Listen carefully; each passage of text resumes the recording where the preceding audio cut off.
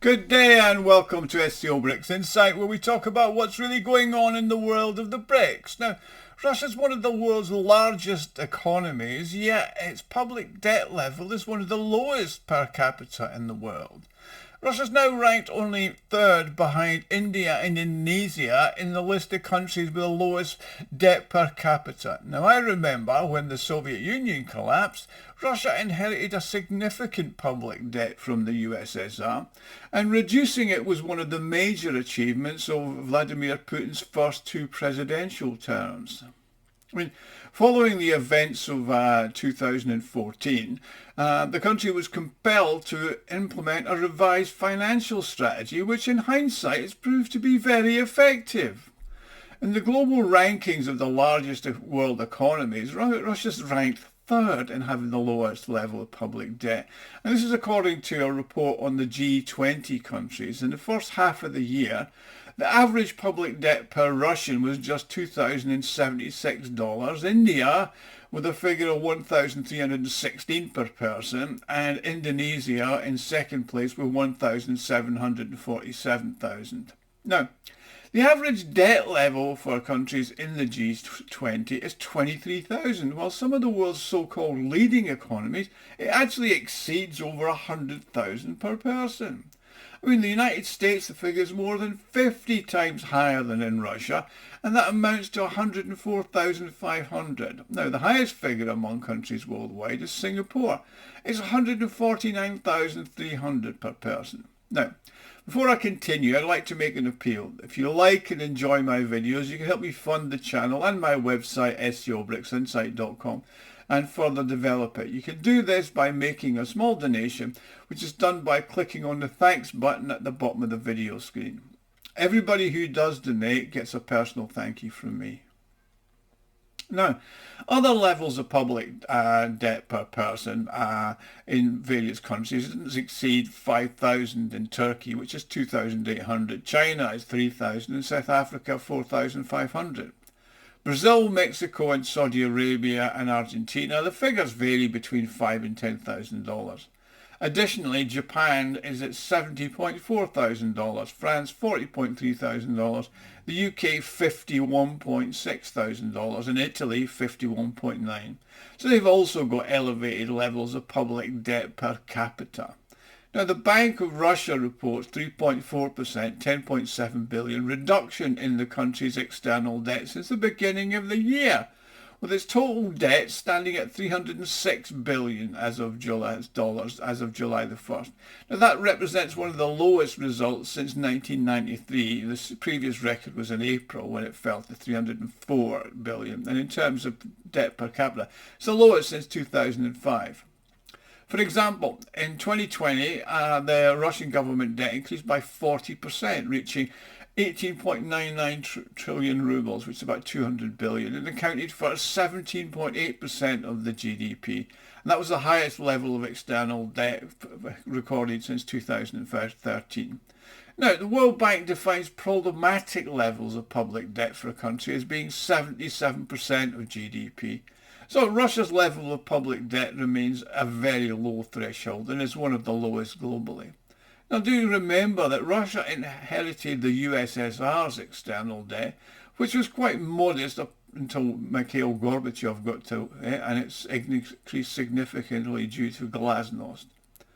It also inherited the debt of countries that were part of the former Warsaw Pact, and also the debts of the former Soviet republics like Estonia, Latvia, Lithuania, even the Ukraine, and it subsequently paid them off.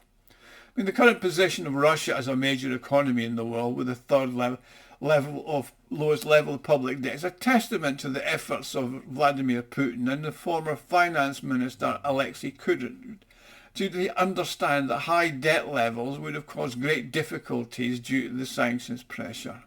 The situation in Russia really changed during Putin's first presidential term. He successfully addressed the issue of foreign debt by repaying the Soviet debt. This was achieved by returning the national resources revenue to the Treasury through the introduction of stringent taxes on the commodities sector through a mineral extraction tax. Now, this tax is the largest contributor to the Russian treasury, and it also contributes to the Sovereign Wealth Fund and a couple of other funds that are used for funding major social projects.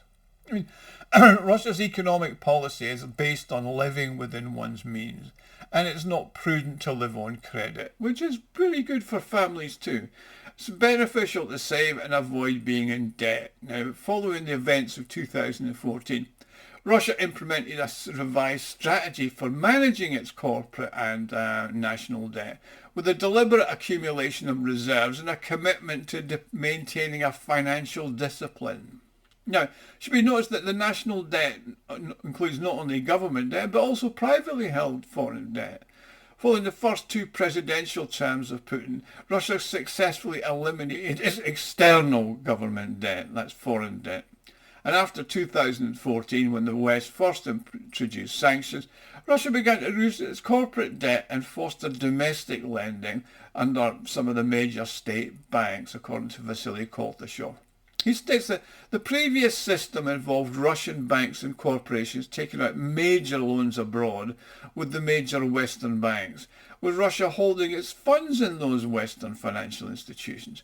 Also issued bonds in foreign currencies in these foreign markets. Of course, all of that's over now. As you're currently aware, Russia's foreign holdings, which were reserves and not debts, were actually frozen by those thieves in the West. Now, the mechanisms of internal lending have commenced operations, though not in a manner that many had anticipated. Now, these days, the government has initiated measures to ensure that corporations repay all their external debts. In general, the Russian corporate sector has used the favourable pricing example to make investments at using its profits rather than borrowing money from banks, and certainly not from the West. And certainly they've now got a healthy debt management structure which promises the good prospects for growth and the development of the economy, says Koltashov. Now, Anatoly Razariev states that Russia is now in a position to conduct its special military operation without any major financial issues, and it's no concerns about serving its non-existent external debt. Now, even if the lifting of economic sanctions, even partially, happens soon, there'll be a surge of investments leading to significant growth in the capitalization of Russian companies. They're very valuable and profitable, and the only reason they're not being invested in is the Western attitude. But investments from countries of the BRICS, Persian Gulf and China will certainly happen if the special military operation ends, and we're looking in the region of tens of billions of dollars being invested into Russian major corporations from all sorts of countries in the BRICS, Persian Gulf, etc. I mean, Islamic banking considers the ratio of debt to GDP to be a crucial factor when it invests, so I can expect a fair number of that to end into the UK. Now, in the US, you're looking at a debt of 35 trillion. Now, that's a serious risk, and that's going to cause problems for the rest of the world that hold its US debt. And it could cause a major crisis. And of course, with Russia not holding any of that, it's likely to get away unscathed from the US's budgetary inefficiency and its corporate debt. I mean, Russia does not have an objective of assisting its corporations in repaying their external debt, as they don't exist. Russian companies are actually profitable, unlike the dormant companies in the US or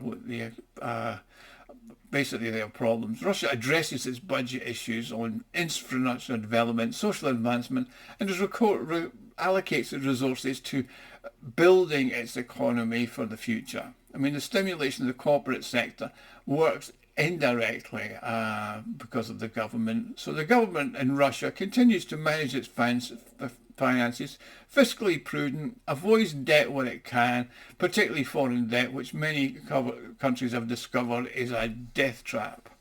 Now, thank you for watching. Please like and subscribe. If you enjoyed this video, you can help me fund the channel and SCO BRICS Insights. Press the thanks button. Do like and share it wide to anybody who thinks may enjoy this type of thing. Thank you.